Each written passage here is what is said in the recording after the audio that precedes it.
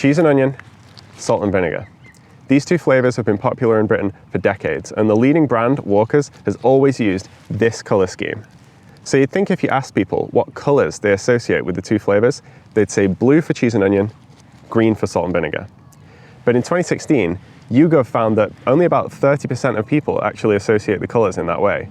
About 40% have it the other way around, and you can find many accounts online from people who have a false memory of Walker's having swapped these colors at some point. So what's going on here? Well, if you had run that poll in the 1980s, probably the vast majority of people would have said that these colors were the wrong way around. And that's because at the time, Walker's was only a small player in the market. The leading brand at that time was Golden Wonder, and their color scheme is the other way around. Green for cheese and onion, blue for salt and vinegar. But what happened? I mean, they were the leading brand, but I'd barely even heard of them before I started looking into this. How did they fall so far? Well, I think their downfall started in the early 80s. So, you want to work for us? I only have the best here, you know. First-class people selling first-class products like Walker's Crisps. Walker's had recently been acquired by the American snack giant Nabisco, and their new owners were financing a big marketing push, including ads featuring comedy legend Ronnie Barker. Golden Wonder were in trouble, but they weren't doomed just yet. There were two things keeping them on top: brand loyalty and a dedicated workforce. Nearly 600 workers have been on strike at Golden Wonder for 6 weeks. They walked out after their wage demand of 12% was turned down. They've been offered just half that. In 1985, an industrial dispute at their factory caused Golden Wonder to disappear from shelves for several weeks. In their absence, many shoppers tried Walker's and ended up sticking with them, even after the strike ended. But it wasn't the end of the world, because they still had a world-class factory, and nothing could take that away from them. The fire broke out late on Monday evening just as the night shift was clocking on for work. It's thought to have been caused by the failure of a hot oil feed pipe in the cooking area of the main building.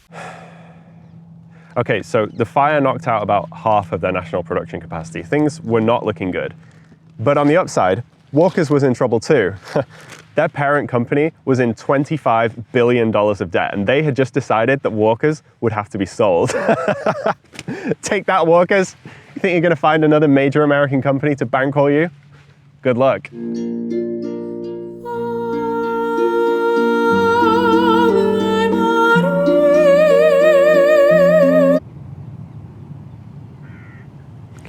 By the mid-90s, Walker's controlled about half of the market. Golden Wonder was surviving pretty much entirely on the strength of a single brand, Wotsits. But Walker's was coming for that too.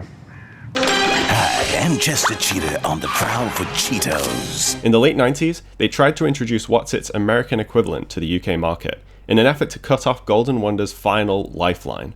For whatever reason, Cheetos did not take off. Golden Wonder finally scored a victory and managed to hold on to their last precious brand. But it was too late. By this point, Golden Wonder was owned by a private equity company, and in 2002, they just sold the valuable Wotsits brand to Walker's. Golden Wonder has gone through a few ownership changes since then, but they're nothing like they once were. But if Walker's has been the market leader since the 90s, then why do so many people still associate more strongly with the old color scheme? Because it lives on. Other brands still use the old Golden Wonder color scheme. Walker's may be the leading brand, but if you're buying a different brand or you're buying the supermarket's own brands, you are still using the old Golden Wonder color scheme. Well, that's what I thought. See, when I was a kid, that was true, and I can prove it. This is a photo from 2008, and if we zoom in, that's Sainsbury's own brand with blue for salt and vinegar. But things have changed.